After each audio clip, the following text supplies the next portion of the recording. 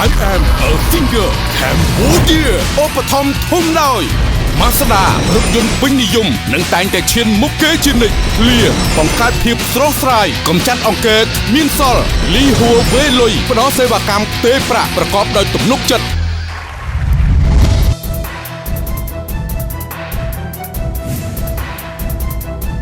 ចំពោះអារម្មណ៍របស់ខ្ញុំដែលបានឆ្លងកាត់នៅជុំទី1ដែលមាន2សប្តាហ៍កន្លងផុតទៅនេះគឺថា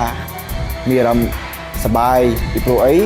គឺឃើញបងប្អូនដែលថាគាត់គាំទ្រច្រើនហើយកាលពីបទទី1គឺសប្តាហ៍ទី1នោះគឺជាបទប្រភេទចង្វាក់រ៉ុកដែលយើងផ្លាស់ប្ដូរភ្លេងឬក៏រៀបចំនៅការកែសម្រួលថ្មីបន្តមកទៀតរហូតដល់បទទី2គឺជាចង្វាក់ slow រៀប slow ដែលធ្វើឲ្យអន្លង់អន្លួចដើម្បីធ្វើយ៉ាងណាទទួលបាននូវការគាំទ្រពីបងប្អូនច្រើន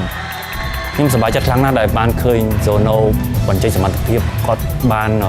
ជាយាមខំប្រខាត់អ្វីដែលខ្ញុំចង់បានមានអារម្មណ៍រំភើបណាស់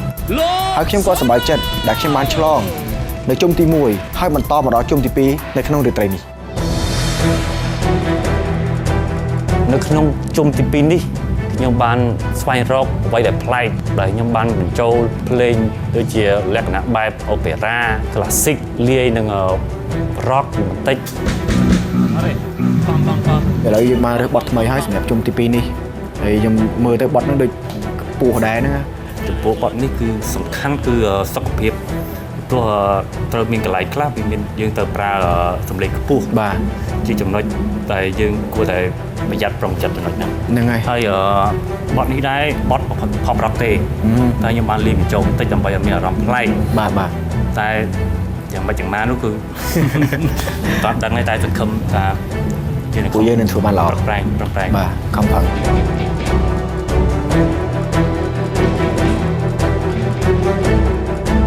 នៅពេលដែលពួកខ្ញុំកំពុងតែซ้อมភ្លេងនេះគឺមានការលំបាកមែនទែនដោយសារតែបទនេះត្រូវប្រើតិចនិចនិងកលុកកលៈច្រើន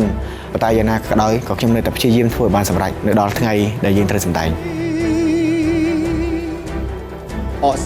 ក្រោយពីការซ้อมខ្ញុំឃើញថាគាត់អាចធ្វើបាននៅចំណុចពិសេសនៅក្នុងបទចម្រៀងហ្នឹងហើយខ្ញុំសង្ឃឹមថាគាត់នឹងជើងបានល្អនៅពេលបន្តិចទៀតនេះខ្ញុំបានសន្យាខ្លួនឯងហើយថានៅរាត្រីនេះខ្ញុំនឹងបកស្រាយនៅបទចម្រៀងនេះឲ្យបានល្អ I am a singer Cambodia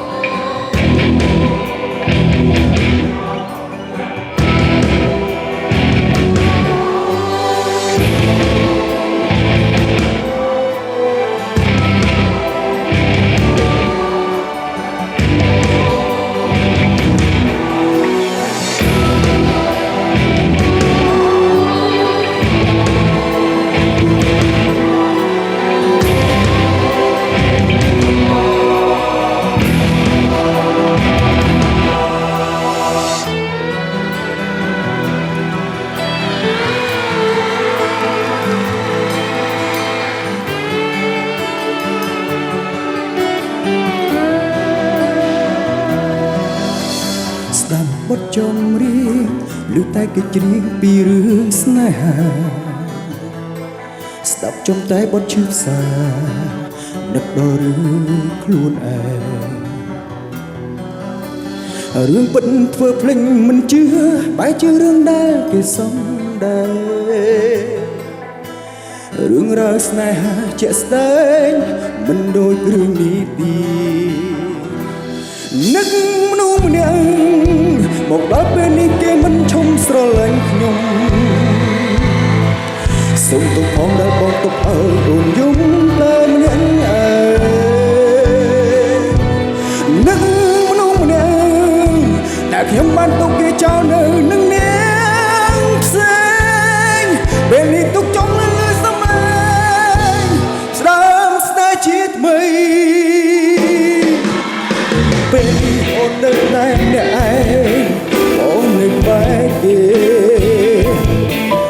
បើថាគ្មានអ្នកណាល្អដូចអូនទេល្អនឹងបងបើបងចង់វិលវិញក្នុងពេលនេះបានទេនួនឡចង់សុំទោសអូនរាប់រយពាន់ដងបងដឹងខុសហើយនឹកមនុស្សម្នាក់មកដល់ពេលនេះគេមិនឈុំស្រឡាញ់ខ្ញុំសុំទោសផងដែលបងទុកឲ្យអូនយំតែម្នាក់ឯងនឹកមនុស្សម្នាក់ដែលខ្ញុំបានទុកគេចោលនៅនឹងអ្នកផ្សេងពេលនេះចង់លឺឲ្យចង់លឺសំឡេងផ្ដើមស្នេហ៍ជាថ្មី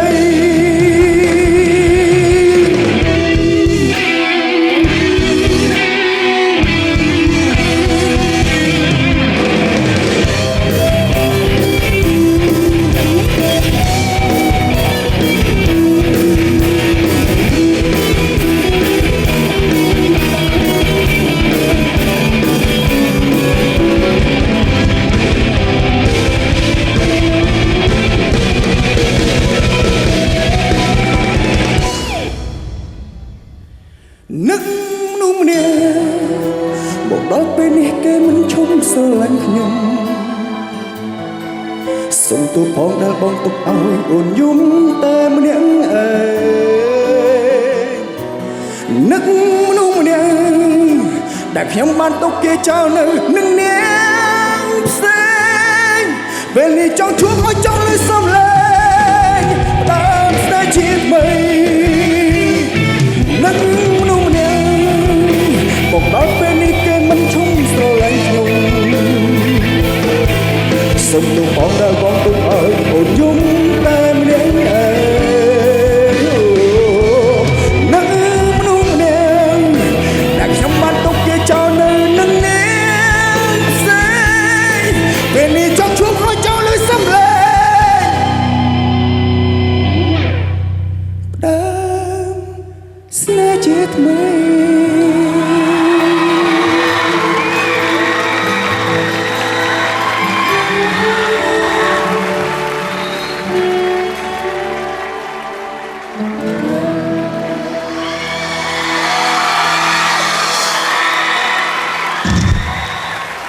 អូហូសូមសម្លេងស្វាគមន៍អបអរសាទរខ្លាំងៗជូនលោក Zono ទាំងអស់គ្នាអរចាអត់បងប្អូនរំភើបចិត្តអត់ចូលចិត្តអត់តែដៃខ្លាំងៗមួយទៀត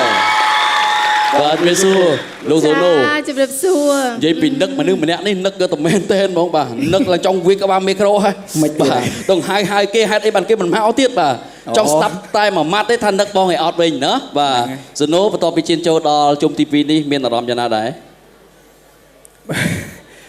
ឥឡូវយើងចាប់ផ្ដើមធូរស្បើយមកកម្រិតទៀតហើយណា បាទ នៅសល់មកកម្រិតទៀត ចា នៅពេលសប្តាហ៍ទី4វគ្គ final ជុំទី2ចាអញ្ចឹងអានឹងនៅគិតមកតង់ទៀតឥឡូវនេះធូរស្រាលហើយមកដល់ពេលនេះដោយសារការងាររវល់ច្រើនពេកដូច្នេះសុខភាពអត់សូវមាំទាំប៉ុន្តែអ្វីដែលបានធ្វើថ្ងៃនេះគឺខំប្រឹងអស់ពីសមត្ថភាពព្យាយាមអស់ហើយចាឆ្លៀតការនេះសូមអរគុណដល់បងប្អូនទាំងអស់មេត្តាជួយបោះឆ្នោតគាំទ្រដល់ខ្ញុំបាននឹងខំប្រឹងបន្តទៀតសម្រាប់សប្តាហ៍ក្រោយដូចថាឥឡូវនេះខ្ញុំដូរលេខកូដទៅលេខ3ម្ដងចាសូមបញ្ជាក់ជូនទៅដល់ប្រិយមិត្តទូរទស្សនិកជនដែលកំពុងទស្សនាកម្មវិធីរបស់យើងប្រសិនបើបងប្អូនស្រឡាញ់គាំទ្រវត្តមានក៏ដូចជាការបកស្រាយបទចម្រៀងរបស់លោក Zono នៅក្នុងថ្ងៃនេះផ្ទាល់តែម្ដងលេខកូដសម្គាល់ខ្លួនរបស់គាត់គឺលេខ3ចាសូមត្រៀមទូរស័ព្ទណាកុំឲ្យច្រឡំចាបាទអរគុណ Zono បាទអរគុណច្រើនបាទសូមផ្ដល់សំណួរដល់បងសាទរខ្លាំងៗមួយទៀតបាទអរគុណណា I am a finger Cambodia ឧបត្ថម្ភធំដោយ Mazda រថយន្តពេញនិយមនិងតែងតែឈានមុខគេជានិច្ចឃ្លាបង្កើតភាពស្រស់ស្រាយកម្ចាត់អង្គែគ្មានសល់លីហួរវេលុយផ្ដល់សេវាកម្មផ្ទេរប្រាក់ប្រកបដោយទំនុកចិត្ត